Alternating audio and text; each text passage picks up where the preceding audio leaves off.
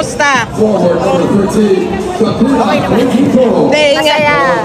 And ayun, kailangan pumunta dito for the DRX3 and ayun, kasi na-invite din kami dito. Matagal na sila nagsabi. And ayun, wala namang problema for us and for my and sa husband ko kasi napag-usapan naman natin. Nandito ba siya? Nakikipanood siya? Dapat kasama siya. Kaso may mga bisita pa kasing dumarating. So ako na lang. Alam natin, volleyball ang sport mo. So, anong masasabi mo dito sa 3x3? Grabe. Akala ko, parang ang dali lang laruin yung 3x3 kung ikaw lang, kung manonood ka lang itself. Pero ang hirap pala. And nakikita ko yung the way sila maglaro. Grabe, buhay. And ayun, ang saya na mapanood sila. It's a quality 3x3 basketball for the women's and nakakabilib kasi yung basketball is hindi lang talaga panlalaki, may pangbabae din talaga. And I think it's the passion din naman talaga sa mga tao kung ano yung passion na gusto nila. So ayun, I'm very grateful na mismo dito sa Cebu na-invitahan ako for 3x3, first ever 3x3 dito sa Cebu. And I hope marami bang pagkakataon na magliga ng ganito. Hindi lang dito sa SM o Cebu City, dito sa Seaside.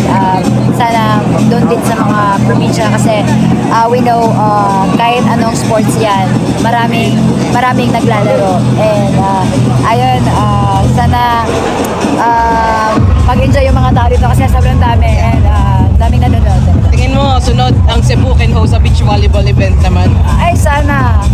Sobrang gusto namin talaga. Kaya din naman talaga namin gusto mag-beach volleyball ni Pons bukod sa sobrang gusto namin maglaro. But yung how we introduce beach volleyball sa other country, other places dito sa Philippines. And ayun, we're hoping na may magplano din na maglaro dito ang beach volleyball. And we're very excited na makapaglaro dito. Dito mismo sa lugar kung saan kami, kung saan ako, hometown. Mag-Asian Games ba kayo? Yes, sana ma-line up.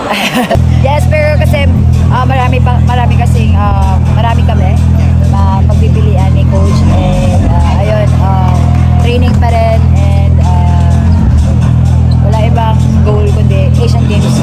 Kung ano lang yung mga opportunity na darating, i-grab natin. Feel lang na yun nga, you're entering new chapter of your life, yung pagiging married life. Masaya. Kasi akala ko, magiging sigil ako forever. Joke lang. Ayun na, masaya kasi, parang sa totoo lang, hindi pa nagsisingit sa akin talaga na married na ako. Pero ayun, I'm very blessed na nakatagpo ako ng tamang tao. And sobrang saya kasi na-witness ng mga tao yung pinaka-special moment namin last night. Back to sports lang, how was the preparation for Asian Games? So you personally? Ayun, training pa rin naman kami. Eyes on the goal pa rin.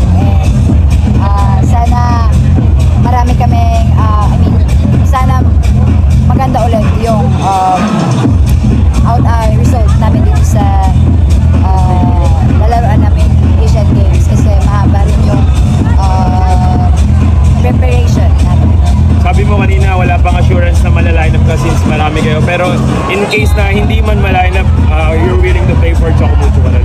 Ganun naman talaga ang mangyayari.